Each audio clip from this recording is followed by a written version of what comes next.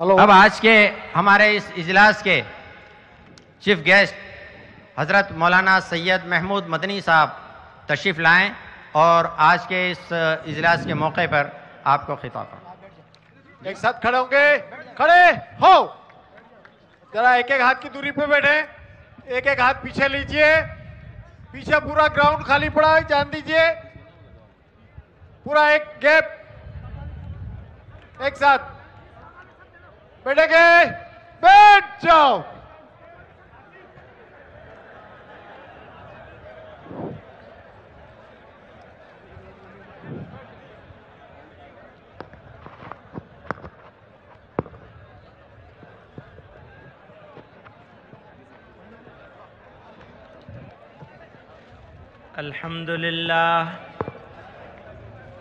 الحمد لله نحمده ونستعينه ونستغفره ونؤمن به ونتوكل عليه ونعوذ بالله من شرور أنفسنا ومن سيئات أعمالنا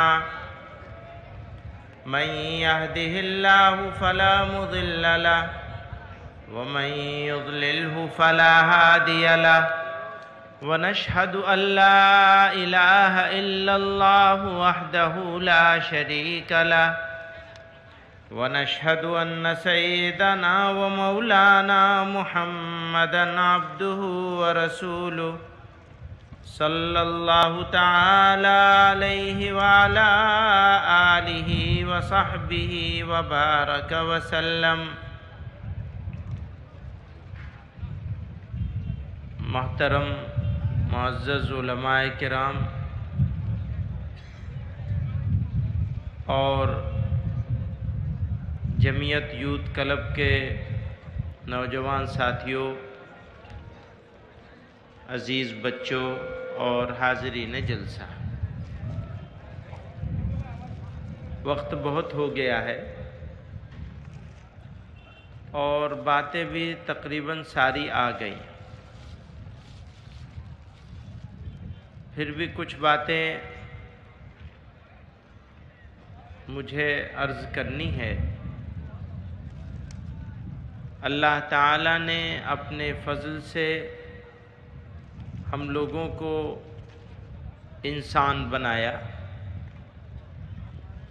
اور ایمان کی دولت سے مالا مال کیا۔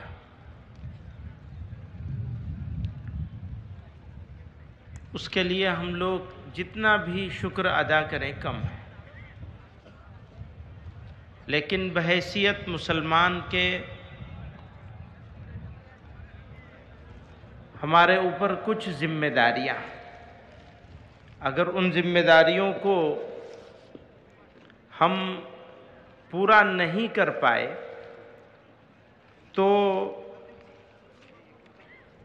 ایمان کی کمزوری کی علامت سمجھی جائے گی۔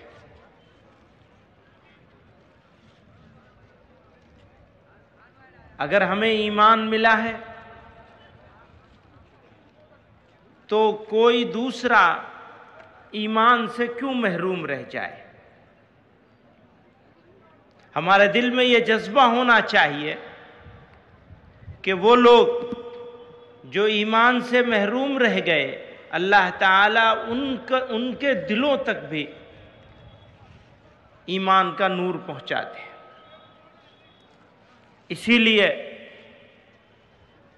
ہر مومن کے دل میں یہ جذبہ ہونا چاہیے کہ اللہ کی وحدانیت، رسول اللہ صلی اللہ علیہ وسلم کی رسالت لوگوں کے دلوں میں، لوگوں تک پہنچے۔ اور وہ کیسے پہنچے گی؟ اگر ہمارے بیچ میں اور ان کے بیچ میں جو ہمارے مدعو ہیں، جن تک ہمیں دعوت پہنچانی ہے، اگر ہمارے بیچ میں اور ان کے بیچ میں کھائی رہے گی، اگر خلیج رہے گی، تو ہم کیسے پہنچائیں گے؟ یہ سب سے پہلی اور ضروری چیز ہے کہ نفرت کو مٹا دیا جائے۔ اگر نفرت رہے گی، عداوت اور دشمنی رہے گی، اگر مقابلہ رہے گا تو ہم داعی نہیں بن سکتے، وہ مدعو نہیں ہو سکتے۔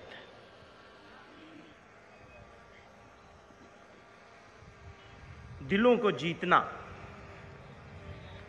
کوئی یہ سمجھتا ہے کہ ملک پر حکومت کرنے سے اقتدار ملے گا اور اس اقتدار کے ذریعے سے وہ یادگار بن جائے گا، لیکن سچائی یہ نہیں ہے. میں ہمیشہ اس بات کو کہا کرتا ہوں کہ سچائی یہ ہے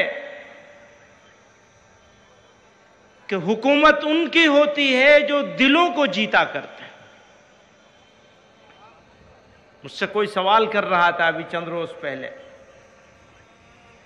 ایک بادشاہ گزرے ہیں اکبر، انہوں نے دین الہی لے کے آئے تھے. پھر اس نے مثال دی کہ دوسرے ہیں اورنگزیب، تم یہ بتاؤ تم کس کے فالوور ہو سکتے ہو؟ میں نے کہا نہ ہم اکبر کے فالوور ہو سکتے ہیں نہ اورنگزیب کے فالوور ہو سکتے ہیں. ہم فالوور ہوں گے تو جناب رسول اللہ صلی اللہ علیہ وسلم کے فالوور ہوں گے. اور ہمیں اس سرزمین پر اللہ تعالی کی وحدانیت کا نور اور رسول اللہ صلی اللہ علیہ وسلم کی رسالت، قرآن کریم کی صداقت، یہ ہمارے پاس اگر پہنچی ہے تو ان بادشاہوں کے ذریعے سے نہیں پہنچی، بلکہ یہ ہمارے پاس پہنچی ہے ان اولیاء اللہ کے ذریعے سے، جنہوں نے ان بوریا نشینوں کے ذریعے سے، جنہوں نے بے سر و سامانی کے عالم میں کسی اقتدار کے بغیر لاکھوں لاکھ لوگوں تک دین پہنچایا، ایمان پہنچایا. حضرت خواجہ معین الدین چشتی اجمیری رحمت اللہ علیہ، حضرت خواجہ نظام الدین اولیاء رحمت اللہ علیہ، خواجہ قطب الدین بختیار، اور ایک لمبی فہرست ہے، نام گنانے کا موقع نہیں، سمجھنے کے لیے یہ بات کافی ہے.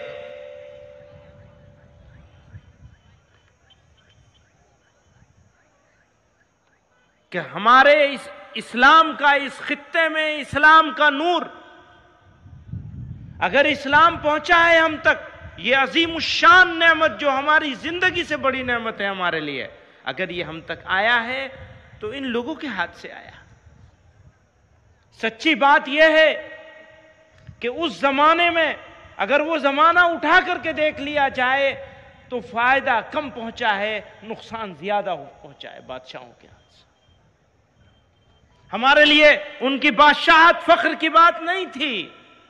ہم کوئی پرائیڈ، کوئی فخر نہیں کر سکتے اس بادشاہت پر. ہاں ہم فخر کر سکتے ہیں اس بادشاہت پر جو بوریے پر بیٹھ کر کی گئی ہے. وہ ہے اصلی بادشاہ جنہوں نے دلوں کو جیتا. آج بھی وہ منارے نور ہیں ہمارے. ان کی تعلیمات، ان کا طریقہ، ان کی زندگی، ان کی قربانی، ان کی سوچ، ان کا ایٹیٹیوڈ، ان کا رویہ، ایسا رویہ عظیم الشان کہ میرے بھائی میرے دسترخوان پہ آئیں گے تو میں اپنے دسترخوان پہ گوشت بند کرتا ہوں. کیا سوچ تھی ان کے زمانے میں. تو اقتدار بھی تھا، لیکن انہوں نے لوگوں کے دلوں کو جیتنا تھا، لوگوں کے ساتھ اپنی ایسوسییشن بنانی تھی، اپنا تعلق بنانا تھا، ایک لانگ ٹرم اسٹریٹجی کے تحت لوگوں کا دل جیتنے کے لیے. میرے بھائیوں بزرگوں، تو دلوں کی تسخیر یہ ہمارے پاس عظیم الشان نسخہ ہے. اور یہ صرف نسخہ نہیں ہے بلکہ یہ ہمارا فرض ہے، ہماری ذمہ داری ہے.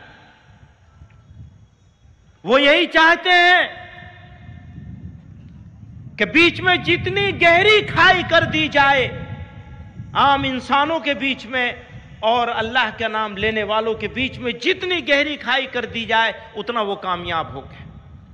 ان کو ناکام کرنا ہے تو اس کھائی کو پر کرنا پڑے گا. اور اگر ہم اس کھائی کو پر نہیں کر سکیں گے، میں یہاں پہ موجود ہیں اور میرے لیے یہ علاقہ 4 سال سے ہم کوشش کر رہے تھے کہ کسی طرح سے نوجوانوں کی ٹریننگ کا انتظام ہو. اور یہ ٹریننگ لڑنے کے لیے نہیں، جھگڑنے کے لیے نہیں، کسی کو مغلوب کرنے کے لیے نہیں، بلکہ یہ ٹریننگ اپنے آپ کو بنانے کے لیے۔ وہ بچہ، وہ نوجوان جو ابھی ٹین ایجر ہے، اگر اس کا جسم مضبوط نہیں ہوگا، اس کا دماغ کیسے مضبوط ہوگا؟ کمزور جسم کا انسان، عام طور پر کمزور جسم کا انسان مضبوط دماغ کے ساتھ کام نہیں کر سکتا۔ آپ لوگ یاد رکھیے گا، اگر آپ کا جسم مضبوط ہوگا، آپ کے اندر جسمانی صلاحیت ہوگی، تو آپ تھوڑی سی محنت سے اپنے اندر ذہنی صلاحیت بھی پیدا کر سکتے ہیں، قابلیت پیدا کر سکتے ہیں۔ پھر یہ سارا جو یہ سکھایا جاتا ہے، خصوصاً اسکاؤٹنگ کا، اس میں کوآرڈینیشن کیسے منظم ہوں گے، کس طرح سے ایک دوسرے کے کام آئیں گے، کیسے نیچے والا نیچے ہوگا اور نیچے سے اوپر ہوگا، پھر اس سے اوپر ہوگا اور پھر اس سے اوپر ایک بندہ کھڑا ہوگا، سارا زمانہ اس اوپر والے کو دیکھ رہا ہوگا، جو سب سے نیچے ہے وہ دکھ نہیں رہا ہوگا، لیکن بنیاد میں وہی ہے، اس کے بغیر بنیاد نہیں بن سکتی جو نیچے ہے۔ زیادہ لوگ نیچے ہوتے ہیں، ایک بندہ اوپر ہوتا ہے، ماحول ایسا ہو گیا، پوری قوم اوپر ہونے کے چکر میں ہے، نیچے ہونے کے لیے کوئی تیار نہیں۔ تو یہ سکھایا جائے، یہ تنظیم ہو، یہ اس بات کا کوآرڈینیشن ہو، اور جتنا اسٹرانگ کوآرڈینیشن ہوگا اتنا زیادہ آپ کامیاب ہوں گے۔ اس وقت میں جب کہیں خدا نخواستہ آگ لگی ہوگی، اس وقت میں جب کہیں سیلاب آیا ہوا ہوگا، اس وقت میں ہمیں تو پچھلے سال 2 واقعے ہوئے ہیں۔ ایک تو پچھلے سے پچھلے سال یہاں سیلاب آیا، اور اسی علاقے کے لوگوں نے صفائی کا کام کیا ہوا۔ دوستوں نے کہا مندر صاف کیا، میں نے کہا مندر نہیں صاف کیا، پورا علاقہ صاف کیا۔ آپ غلط بات مت پھیلائیے، سارا علاقہ صاف کیا، اور اس علاقے میں جو چیز آئی ان کے سامنے اس کو صاف کرتے چلے گئے۔ یہ مبارکباد ہے اس علاقے کو، سارے ملک نے اس کو سراہا۔ اور پھر ہم تو وہاں کوشش کر رہے تھے، لیکن کامیابی اس علاقے نے دی، اس میں جمعیت یوتھ کلب میں۔ مجھے اس بات کا یقین ہے کہ پورے ملک کے لیے انشاءاللہ اگر مولانا عبد القدوس صاحب اسی طرح لگے رہیں گے، اور ان کے ساتھی لوگ جو ہیں یہاں جو لگے ہوئے ہیں، کام کر رہے ہیں، علماء، ان کا اکیلے کا نام نہیں لینا چاہیے، یہاں کے جو علماء، کارکنان، جمعیت علماء کے ذمہ داران جس طرح سے اس کام میں لگے ہوئے ہیں، تھوڑی سی طاقت اور لگا لیں گے تو مجھے اس بات کا یقین ہے کہ پورے ملک میں جمعیت یوتھ کلب سب سے مضبوط، سب سے شاندار، سب سے عمدہ اسی علاقے کی ہوگی انشاءاللہ۔ لوگ مثال دیں گے کہ ہاں یہ 5 ضلع ہیں ملک کے ایسے جہاں کے نوجوان پورے ملک کے مسلمان نوجوانوں کے لیے قابل تقلید ہوں گے، اور صرف مسلمانوں کے لیے نہیں، غیر مسلم نوجوانوں کے لیے بھی۔ ایک بات یاد رکھیے گا، اللہ اور اس کے رسول صلی اللہ علیہ وسلم کی چاہت یہ ہے کہ جہاں مسلمان ہو وہاں کے علاقے کے لوگ اپنے آپ کو امان میں محسوس کریں، مسلمان کو دیکھیں تو لوگوں کے دل میں محبت پیدا ہو جائے، مسلمان سے معاملہ کریں تو ان کا دل شکریہ کے جذبات سے معمور ہو جائے۔ مسلمان، ایک زمانہ تھا کہ لوگوں نے یہ کہا کہ بھئی ہم سب کچھ مان سکتے ہیں، لیکن یہ نہیں مان سکتے کہ مسلمان کبھی جھوٹا ہو سکتا ہے۔ مسلمان سب کچھ ہو سکتا ہے لیکن جھوٹا اور بے ایمان نہیں ہو سکتا۔ آج ہمارے سامنے یہی چیلنج ہے سب سے بڑا۔ لوگ سمجھتے ہیں کہ چیلنج یہ ہے کہ اقتدار کس کا ہوگا اور کس کا نہیں ہوگا، لیکن میں یہ سمجھتا ہوں کہ چیلنج یہ ہے کہ ہم جہاں موجود ہیں وہاں کے لوگ، ہمارے پڑوس والے ہمارے بارے میں کیا سوچتے ہیں، پرسیپشن کیا ہے ہمارے بارے میں۔ ریالٹی کچھ اور ہے، حقیقت کچھ اور ہے، لیکن پرسیپشن کچھ اور ہے، بنا دیا گیا کچھ اور، لوگ کچھ اور سمجھنے لگے۔ اس سمجھنے کو بدلنا ہے۔ اس بدلنے کے لیے کوئی شارٹ ٹرم نسخہ نہیں ہے جیب میں کہ کوئی سنا دیا جائے لوگ سمجھ جائیں۔ وہ نسخہ صرف ایک نسخہ ہے کہ مسلمان جناب رسول اللہ صلی اللہ علیہ وسلم کے راستے پہ چلنے لگے۔ آپ صلی اللہ علیہ وسلم نبوت کے اعلان سے پہلے مکے والوں کے بیچ میں محترم تھے، معزز تھے۔ بوڑھے سردار، بڑے بڑے سردار آپس میں جھگڑا کر رہے ہیں بیت اللہ میں حجر اسود رکھنے کے اوپر۔ وہ تو قصہ سب سن رکھا ہوگا آپ لوگوں نے، میں صرف اشارہ کر رہا ہوں۔ اور جھگڑے کو نمٹانے کے لیے پنچ کس کو بنایا جاتا ہے، سرپنچ کسے بنایا جاتا ہے؟ کیوں؟ آپ نے کبھی غور کیا؟ سرداروں کے جھگڑے میں جو خود پنچ تھے، ان کے جھگڑے کو نمٹانے کے لیے سرپنچ کسے بنایا جاتا ہے اور کیوں بنایا جاتا ہے؟ نبی علیہ السلام کے پاس کوئی طاقت نہیں تھی، نہ مال کی طاقت تھی، کوئی طاقت نہیں تھی، کمزور تھے۔ لیکن آپ کی دو خصوصیتیں، بہت بے شمار خصوصیات ہیں، لیکن دو خصوصیتیں ایسی تھیں جس نے جناب رسول اللہ صلی اللہ علیہ وسلم کو مکے کے درمیان، مکے والوں کے بیچ میں محترم بنا رکھا تھا۔ وہ کیا تھی؟ ایک امانت اور ایک صداقت، سچائی اور ایمانداری۔ آپ جانتے ہیں آپ کی سوسائٹی میں کوئی آدمی غیر مسلم بھی ہو، اگر وہ امانتدار ہوتا ہے تو لوگ اس کی عزت کرنے پر مجبور ہوتے ہیں۔ بھئی یہ تو اچھا آدمی ہے، بھلا آدمی ہے، ایماندار ہے، جھوٹ نہیں بولتا۔ تو یہ دو خصوصیتیں جناب رسول اللہ صلی اللہ علیہ وسلم کی ایسی تھی کہ آپ اسی چیز سے مشہور ہو گئے تھے۔ وہ صادق الامین، بھئی وہ تو سچے ہیں، وہ تو امانت دار ہیں۔ اور مسلمان، ہمارا حال اس کے برعکس ہو گیا۔ تو عزت چلی گئی۔ اب عزت کے حصول کے ذریعے لوگ سمجھتے ہیں کہ دولت ہوگی، گاڑی ہوگی، مکان ہوگا تو عزت آئے گی۔ ہاں، ہو سکتا ہے کہ ٹیمپریری عزت مل جائے، لیکن اصل عزت جو ملے گی وہ اسی بات میں ملے گی کہ ہم جناب رسول اللہ صلی اللہ علیہ وسلم کے فالوور بن جائیں۔ دین کے لیے محنت، اگر دین کے لیے محنت نہیں کی جائے گی، کوشش نہیں کی جائے گی، جدوجہد نہیں کی جائے گی، کام نہیں بنے گا۔ میں اپنے ساتھیوں سے کہنا چاہتا ہوں، جمعیت علماء کے ذمہ داروں سے، کارکنان سے عرض کرنا چاہتا ہوں کہ اگر دین کے لیے محنت چھوڑ دی تو پھر اللہ تعالیٰ کی نصرت کے دروازے بند ہو جائیں گے۔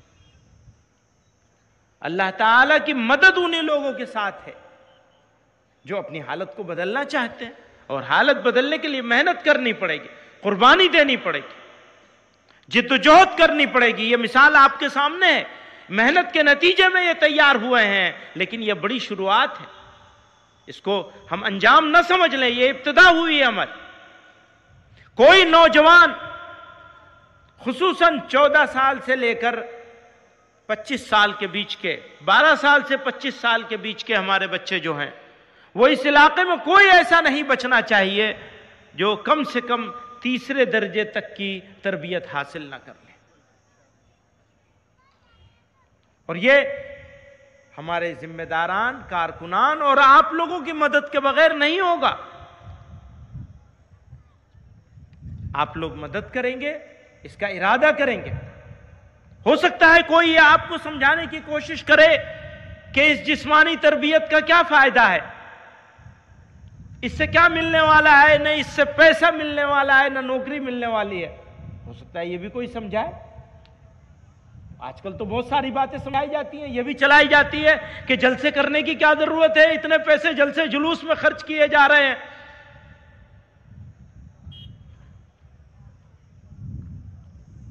جتنے منہ اتنی باتیں،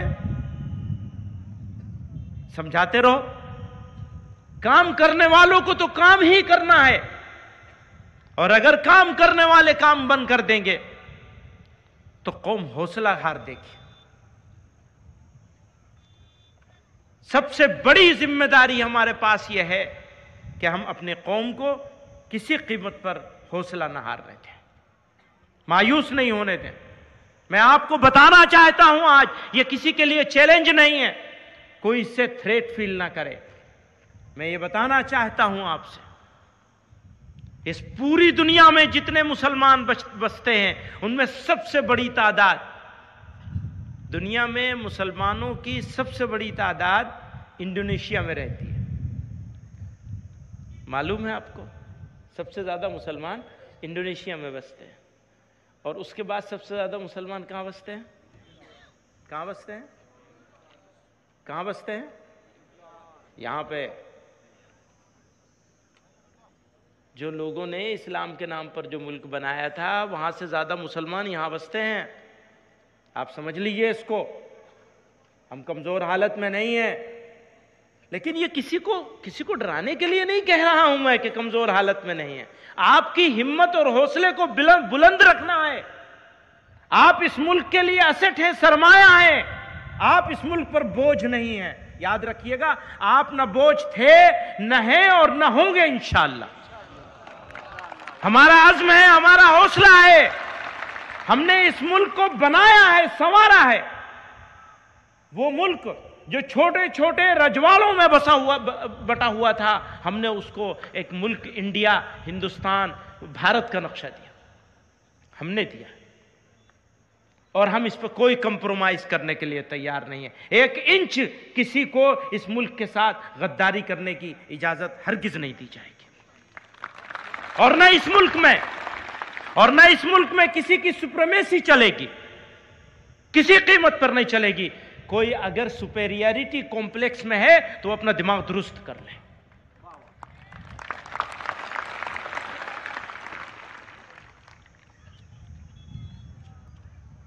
میں اپنے قوم کے جوانوں سے کہنا چاہتا ہوں، جتنی اپورچونٹیز اس ملک میں ہیں، ہمارے پاس ہیں جتنے مواقع، دنیا میں کم جگہوں پر اتنے مواقع ہیں. ینگ بلڈ ہے، نوجوان خون ہے اس ملک کے پاس، اور تعمیر میں، اس ملک کی تعمیر میں ہمارا حصہ ہو، اس کے جذبے کے ساتھ ہم کو اپنے اندر قابلیت اور صلاحیت پیدا کرنی ہے. اور جب ہمارے پاس صلاحیت ہوگی، دنیا ہماری بات ماننے پر، ہمارے سامنے جھکنے پر، ہماری قابلیت کا لوہا ماننے پر مجبور ہو جائیں گی. میرے بھائیوں، بزرگوں،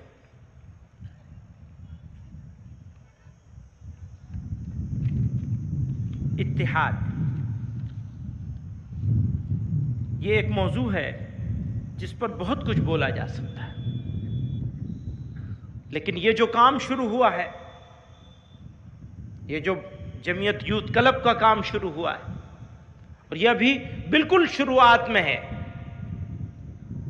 آج کی تاریخ میں ہم جتنا اس کو، جو ہم نے اپنی آنکھوں میں خواب سجایا ہے، اور جس خواب کو مولانا حفظ الرحمان دیکھتے رہے، جس خواب کو حضرت مولانا سید محمد میاں رحمت اللہ علیہ دیکھتے رہے، جس خواب کو مولانا اسد مدنی رحمت اللہ علیہ دیکھتے بیان کرتے چلے گئے، ہمیں ایسا لگ رہا ہے کہ شاید ہماری زندگی میں وہ خواب شرمندہ تعبیر ہو جائے گا. آپ لوگوں کے ہاتھ سے،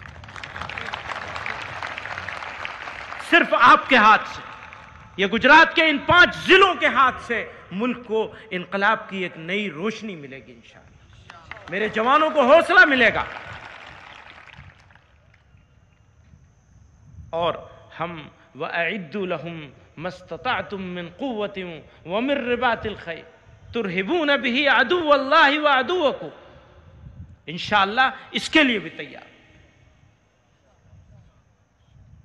इंशाअल्लाह उसकी जरूरत नहीं पड़ेगी, लेकिन हमें तैयार रहना। मेरे भाइयों बुजुर्गों,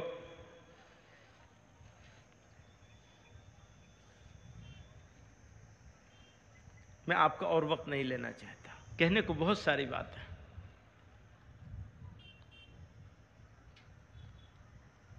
और मैं अपने दोस्तों से कहा करता हूं, अभी मौलाना अब्दुल कुद्दूस साहब से कह रहा था कि इतना बड़ा जलसे करते हैं आप, साल में कभी 1 मरतबा कभी 2 मरतबा, और माशाअल्लाह मजमा ऐसा होता है कि इसको कुल हिंद इजलास आम, ये सूबाई इजलास बता रहे हैं ऐसे, और मुझे तो लग रहा है कुल हिंद इजलास आम की तरह मजमा है ना मौली साहब? अब वो कहते हैं, आपसे कहा भाई आज ही अपने आज के इजलास में आज के इजलास का खर्चा जरा सुना दीजिएगा। अल्हम्दुलिल्लाह लोगों का एतमाद है, इस जमात के ऊपर एतमाद है और जमात के खुद्दाम के ऊपर अल्हम्दुलिल्लाह एतमाद है। यह मजमा इस बात का गवाह है।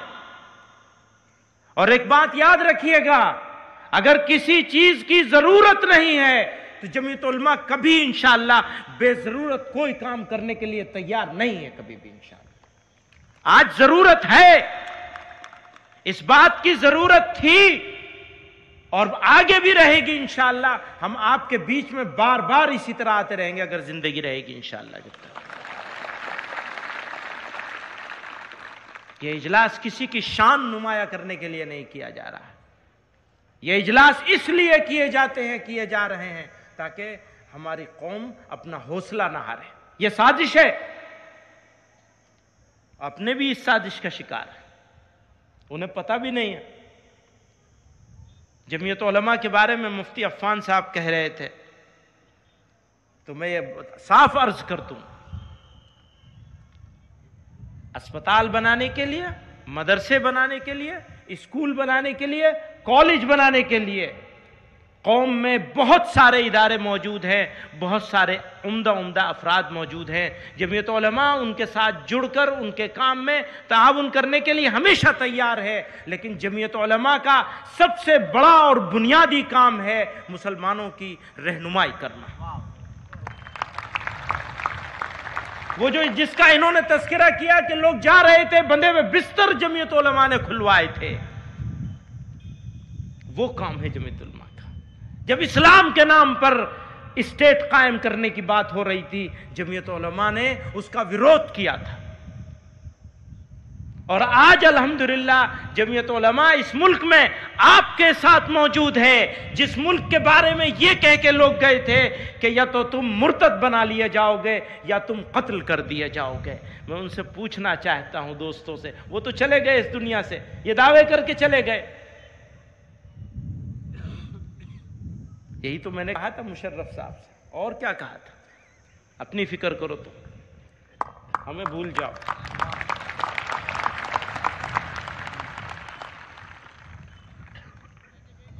मेरे भाइयों बुजुर्गों, इक़्तिदार कभी किसी का नहीं रहा, आज है। ये इक़्तिदार ऐसी चीज है जिसने लोगों को बदलते बदल दिया। कोई बैठे नहीं रह सकता। ये कुर्सी ऐसी है, इक़्तिदार की कुर्सी ऐसी होती है कि जिसमें ठहराव है ही नहीं, बदलाव ही बदलाव है।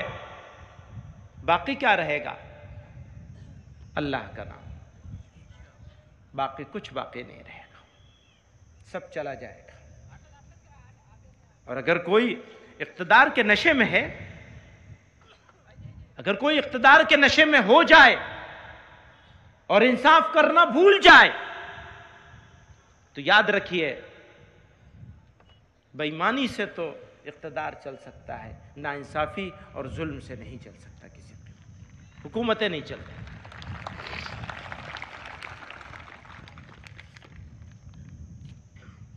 मैं आखिर में कुछ अशार सुनाना चाहता हूं। कहते हैं मुजरिम हैं हम ही, उनके गुनहगार हम ही हैं। آپ کے لیے پیغام ہے اس میں. مجرم ہیں ہمیں تو مجرم بنا کے پورے ملک کے سامنے رکھ ہی دیا گیا ہے. ایسی پوزیشن آ گئی ہے مسلمان کی کہ مسلمان سے بڑی پرابلم اس ملک کی کچھ ہے ہی نہیں. نہ بے روزگاری ہے، نہ کرپشن ہے، نہ بےایمانی ہے، نہ جھوٹ ہے، نہ دھوکہ ہے، کچھ نہیں. بس سب سے بڑی پرابلم مسلمان ہے. اچھا، اور اس کو بدلنے کی ہم نے کوشش بھی نہیں کی. تو مجرم ہیں ہمیں، ان کے گنہگار ہمیں ہیں. وقت آئے تو مرنے کو بھی تیار ہمیں ہیں. پھولوں کے لیے سینہ ہمارا ہی سپر ہے. اس صحن چمن کے در و دیوار ہمیں ہیں. اس صحن چمن کے در و دیوار ہمیں ہیں. مشہور جو ایک قافلے اہل جنوں ہے، مشہور جو ایک قافلے اہل جنوں ہے، اس قافلے کے قافلہ سالار ہمیں ہیں. جھک جانے کی عادت ہے. غور کیجئے گا اس شعر پہ. بس اشعار کے ذریعے سے جو بات کہی جا سکتی ہے وہ ویسے کہنی ذرا مشکل ہوتی ہے. جھک جانے کی عادت ہے، یہ بات اور ہے، ورنہ کھچ جائیں تو پھر وقت کی تلوار ہمیں ہیں. آئے تو ہیں بازار میں کچھ اہل وفا اور، آئے تو ہیں بازار میں کچھ اہل وفا اور، اب بھی سبب گرمی بازار ہمیں ہیں. وآخر دعوانا ہاں، ایک بات رہ گئی کہ آپ لوگوں کے علاقے میں پچھلے سال بھی میں نے عرض کیا تھا کہ دنیا میں اس وقت ماحولیات، ایک ماحول وہ جو ہمارے ارد گرد کا ماحول ہے، اور ایک وہ جو ہمارے دماغوں کا ماحول ہے. اتفاق کی بات یہ ہے کہ دونوں جگہ گند پھیل گئی ہے. دماغوں میں بھی گند پھیلی ہوئی ہے، وہ کیسے صاف ہوگی مجھے نہیں معلوم، اور زمین پہ بھی گند پھیلی ہوئی ہے. ہوا بھی خراب ہو گئی ہے. ہماری اگلی نسلوں کو بچانے کے لیے ہمیں اپنی ہوا کو، اپنے پانی کو، اپنے علاقے کو صاف کرنا ہے، اور دماغوں کی صفائی بھی کرنی ہے، اپنی بھی اور دوسروں کی بھی. دوسروں کی اپنی دماغ کی صفائی تو خود ہی کر لیں گے ہم، لیکن دوسرے کی دماغ کی صفائی کیسے کریں گے؟ دوسرے کے ساتھ حسن معاملہ کر کے. تو صفائی کرنے کے لیے ایک تو ہے محلوں کی صفائی ہونی چاہیے، گاؤں کی صفائی ہونی چاہیے. گندگی، پلاسٹک، یہ ساری چیزیں کہیں نظر نہیں آنی چاہیے. اپنے گھر، کم از کم سب لوگ اپنے گھر اور اپنے پڑوس کے گھر کے سامنے کی صفائی کا ذمہ لے لیں تو ہمارے علاقے صاف ستھرے ہو جائیں گے. ہمارے علاقے صاف ستھرے ہوں گے تو ہمارے بچوں کی صحت اچھی ہوگی. بچوں کی صحت اچھی ہوگی تو بچے قابلیت جو پیدا کر کے محنت کرنا چاہیں گے وہ محنت کرنے کے قابل ہوں گے. صحت نہیں اچھی ہوگی تو کمزور ہوگا تو وہ بیچارہ کیا محنت کرے گا، کیا دوڑے گا. تو اس لیے اپنے علاقوں کی صفائی ہونی چاہیے اور درخت لگائے جانے چاہیے جہاں بھی درخت لگ سکتا ہو. اب یہ موسم آ رہا ہے، الحمدللہ اللہ کی مہربانی سے آج بادلوں نے استقبال کیا ہے. ابھی سے 2 روز پہلے تک تو ایسی گرمی تھی کہ بس بلا کی گرمی تھی، بقول مولانا حکیم الدین کے کہ ہم تو سوچ رہے تھے اجلاس فیل ہو جائے گا. کیوں؟ یہ قوم تو گرمی میں بھی تیار ہے قربانی دینے کے لیے، ہے نا، گرمی میں بھی تیار. پر اللہ تعالیٰ نے مہربانی یہ کی کہ امتحان سے بچا لیا. آگے بھی ہر طرح کے امتحان سے اللہ تعالیٰ ہم لوگوں کو بچائے. ہم کمزور لوگ ہیں، ناتواں لوگ ہیں. تو میں عرض کر رہا تھا کہ آپ لوگوں کو یہ عزم کرنا پڑے گا کہ آپ کے گھر میں جتنے لوگ ہیں آپ سمیت اتنے پیڑ آپ کو اس سال برسات میں لگانے ہیں. کہاں لگائیں گے، کیسے لگائیں گے، یہ جب آپ ڈھونڈنے نکلیں گے تو آپ کو معلوم ہو جائے گا. مجھے بہت اچھا لگتا ہے اس علاقے کے دیہاتوں میں جب جاتا ہوں. شہروں میں آتا ہوں یا جہاں پکے اچھے مکان بن گئے وہاں کم، اور جہاں کچے مکان ہیں یا دیہات کا علاقہ ہے وہاں دیکھتے ہیں ہم کہ خوب درخت لگے ہوئے ہیں. خوب تو نہیں لیکن اچھے خاصے درخت لگے ہوئے ہیں. تو آپ لوگوں کو اس سال اس علاقے میں یہ جمعیت یوتھ کلب کے ساتھیوں کی بھی ذمہ داری ہے، اویئرنیس کمپین چلایا جائے. جس علاقے کی یہ ٹولیاں ہیں، جس دیہاتوں کی، ایک تو یہ طے ہو گیا ہے، مولانا میں بتا دوں، مولانا نے یہ وعدہ کیا ہے کہ اگلے 3 مہینے کے اندر کم سے کم 100 دیہاتوں میں یہ یوتھ کلب کا قیام ہوگا اور کام شروع ہو جائے گا انشاءاللہ، کم از کم 100 دیہاتوں میں۔ اور یہ شجرکاری کے لیے میں آپ لوگوں سے، نوجوانوں سے کہنا چاہتا ہوں کہ ابھی شاید 42 جگہوں پہ چل رہا ہے، تو کم سے کم 150 گاؤں آپ لوگ گود لے لیجیے صفائی کے لیے اور درخت لگانے کے لیے، یعنی ہر ایک ٹولی 3 گاؤں اپنے گود لے لیں۔ کیا یہ ہو سکتا ہے یا نہیں ہو سکتا؟ بتائیے آپ لوگ۔ جزاک اللہ۔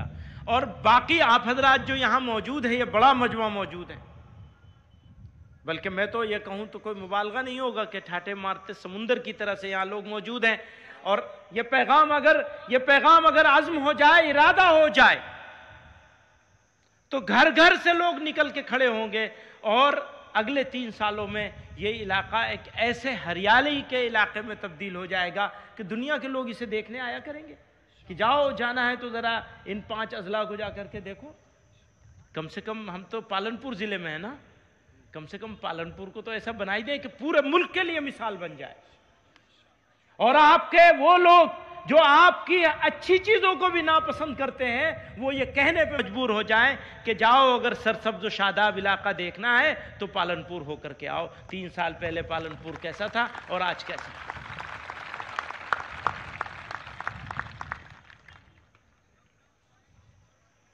تو آپ لوگوں نے تو یہ ارادہ کر ہی لیا ہے، اور آپ ارادہ کر لیں گے تو کام بن جائے گا انشاءاللہ۔ اللہ تعالی ہمیں آپ کو سب کو استقامت عطا فرمائے، حوصلہ عطا فرمائے، ہمت عطا فرمائے، اور اللہ تعالی اپنے مقبول بندوں میں شامل فرمائے۔ وآخر دعوانا بہت بہت شکریہ۔